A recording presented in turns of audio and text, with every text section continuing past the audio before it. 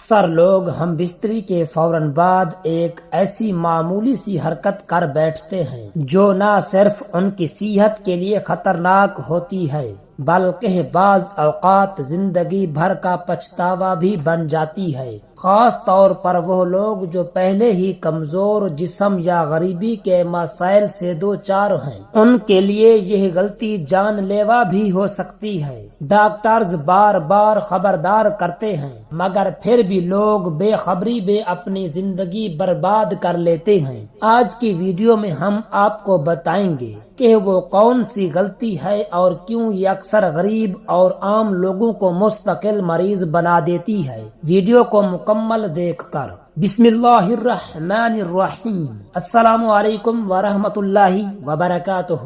پیارے دوستو، بیوی سے ہم بستری کے بعد ایسی کون سی غلطی ہے جو بھول کر بھی آپ کو نہیں کرنی چاہیے؟ اکثر ہمارے پیارے یہ غلطی کرتے ہیں کہ جب وہ ہم بستری کرتے ہیں یعنی جماع کرتے ہیں تو فوراً ایک کام کرتے ہیں جس کی وجہ سے مرد اور عورت میں جنسی خواہش کم ہو جاتی ہے اور ان کا جسم تناؤ میں آ سکتا ہے۔ ناظرین، اور آج کے موضوع پر آتا ہوں۔ دنیا کی تقریباً 80% آبادی اپنی فطرت کے طریقے کو ہی نہیں جانتی۔ لوگ یہ نہیں جانتے کہ ہمیں ہم بستری کس طرح کرنی چاہیے اور اس سے پہلے اور بعد میں کیا کرنا چاہیے۔ آج ہم آپ کو ہم بستری کے بعد کرنے اور نہ کرنے والے کاموں کے بارے میں چند احتیاطی تدابیر سے آگاہ کریں گے۔ ان کو اپنانے سے آپ بہت سے مسائل اور بہت سی پریشانیوں سے بچ سکتے ہیں۔ ناظرین، ہم بستری کے بعد پانی کا پینا کیسا ہے؟ ہم بستری کے بعد نہ کرنے والے کاموں میں سب سے پہلے جس چیز کا ذکر ہوتا ہے وہ ہے پانی کب پینا چاہیے۔ ہم بستری کے فوراً بعد کبھی بھی پانی نہیں پینا چاہیے۔ اگر کوئی انسان اپنے جسم کے درجہ حرارت کے بارے میں معلومات رکھتا ہو تو اسے ہم بستری کرنے کے بعد پانی پینے سے پہلے تقریباً یہ اندازہ کر لینا چاہیے کہ اس کے جسم کا درجہ نارمل ہو گیا ہے یا پھر ابھی بھی کچھ گرمائش اور سانوں کی رفتار کا تسلسل میں آ جانا باقی ہے۔ عام حالات میں ہم بستری کرنے کے تقریباً آدھے گھنٹے اور سردیوں میں تقریباً 1 گھنٹے تک پانی پینا چاہیے۔ اس سے مرد کے عضو تناسل میں سختی کم ہو جاتی ہے۔ پیارے دوستو، ہم بستری کے بعد فوراً کھلی ہوا میں جانا۔ ناظرین، بہت سے ایسے افراد جو ہم بستری کے فوراً بعد کھلی ہوا یا گھر کے صحن میں یا باتھ روم میں جاتے ہیں، انہیں اس سے اجتناب کرنا چاہیے۔ اس سے جسم کے پٹھوں پر برا اثر پڑتا ہے۔ جسم کے درجہ حرارت کو نارمل ہونے کے بعد ہی بستر سے باہر نکلیں، ورنہ بستر میں ہی پڑے رہیں۔ اور اگر سردیوں کا موسم ہے تو ایک دم سے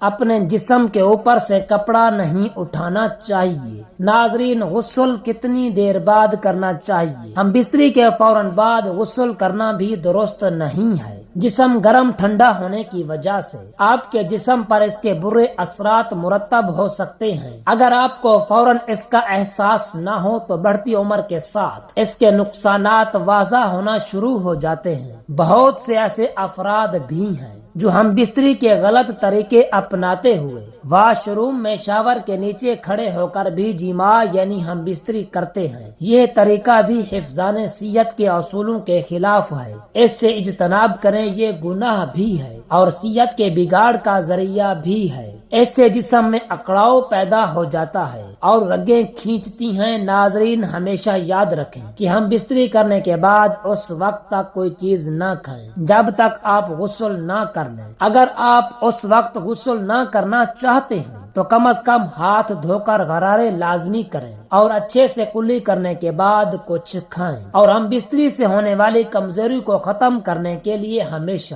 ہم بستری کے بعد نیم گرم دودھ کا گلاس اور 2 عدد کھجوریں کھانے سے کمزوری نہیں ہو سکے گی۔ محترم ناظرین، ہم بستری کے بعد سونے سے قبل وضو یا غسل کرنا لازمی ہے، لیکن جب بات شریعت سیکھنے کی ہے تو وہاں کیا ہے جس کی ہمیں شرم آ رہی ہے؟ دنیا کی بے حیائی میں شرم نہیں آتی، لیکن شریعت سیکھتے ہوئے یا شریعت کی بات کرتے ہوئے ہمیں شرم آتی ہے۔ تو ناظرین، بیوی سے ہم بستری کتنے دنوں کے بعد کرنی چاہیے؟ طبی ماہرین کی رائے، طبی ماہرین کہتے ہیں کہ ایک ہم بستری سے دوسرے جماع میں اتنا وقفہ کرنا چاہیے جس سے قوت مردانہ میں کمی واقع نہ ہو، اور جب بھی جماع کیا جائے اس سے حقیقی لطف حاصل ہو۔ حقیقی لطف حاصل ہونے سے مرد کی جنسی قوت کمزور نہیں ہوتی اور عورت بھی مطمئن اور خوش رہتی ہے۔ طبی لحاظ سے 3 سے 7 دن بعد مباشرت کرنی چاہیے۔ 3 دن سپرم بنتے ہیں اور 4 دن بعد تحلیل ہو کر جسم کا حصہ بن جاتے ہیں، کیونکہ دن میں 2 بار یا روزانہ ہم بستری کرنے سے چند ہی روز میں شدید کمزوری، سستی اور بلڈ پریشر کا مرض لاحق ہو سکتا ہے اور اکثر جوڑوں کا پانی ختم ہو جاتا ہے۔ جوانی میں گھٹنے آواز کرنا شروع کر دیتے ہیں۔ اس نقصان کی کسی بھی صورت تلافی نہیں ہو سکتی۔ خلاف ورزی کرتے رہنے سے آخرکار افسوس کرنا پڑتا ہے۔ زیادہ منی کا اخراج بار بار نہیں ہو سکتا، کیونکہ یہ چیز انسانی جسم میں وافر مقدار میں نہیں بنتی۔ طبی لحاظ سے 4 سے 7 یوم بعد ہم بستری کرنے سے جسم میں کسی قسم کی یا کوئی کمزوری نہیں ہوتی، وہ قدرتی حقیقی لطف حاصل ہوتا ہے۔ تمام زندگی تک مختلف امراض سے بچا جا سکتا ہے۔ محترم ناظرین، خاوند اور بیوی سے متعلق کچھ معلومات آپ کے سامنے پیش کرنے جا رہا ہوں۔ تمام دوستوں سے گزارش ہے کہ میری ویڈیو کو مکمل دیکھیے گا۔ محترم ناظرین، آپ سے بیوی کے تعلقات میں کچھ ایسے ایمان ہیں جن کو ہم معمولی سمجھتے ہیں جو شریعت میں سنگین جرم ہیں۔ کبھی کبھار لگتا ہے یہ بے حیائی کی باتیں ہیں، لیکن یہ بے حیائی نہیں ہے، بلکہ یہ شریعت کا علم ہے جس کا ہمیں پتہ اور معلوم ہونا چاہیے کہ ہم بستری کس طرح کی جائے اور ہم بستری کا اسلام میں طریقہ کار کیا ہے۔ اسلام میں ازدواجی تعلقات پاکیزگی اور محبت کے ساتھ انجام دینے کا حکم دیا گیا ہے۔ شوہر اور بیوی کے درمیان ہم بستری کے دوران کچھ اعمال حرام قرار دیے گئے ہیں تاکہ تعلقات حدود شرع کے مطابق رہیں۔ یہ 3 کام جو ہم بستری میں حرام ہیں۔ پہلا کام، ہم بستری کے دوران بیوی کی مرضی کے بغیر زبردستی کرنا، بیوی کی رضامندی کے بغیر زبردستی تعلق قائم کرنا غیر اخلاقی اور ناجائز ہے۔ نمبر 2، جس کو میاں بیوی کے تعلقات میں معمولی سمجھا جاتا ہے وہ یہ ہے کہ بیوی کا اپنے شوہر کو ہم بستری سے انکار کرنا،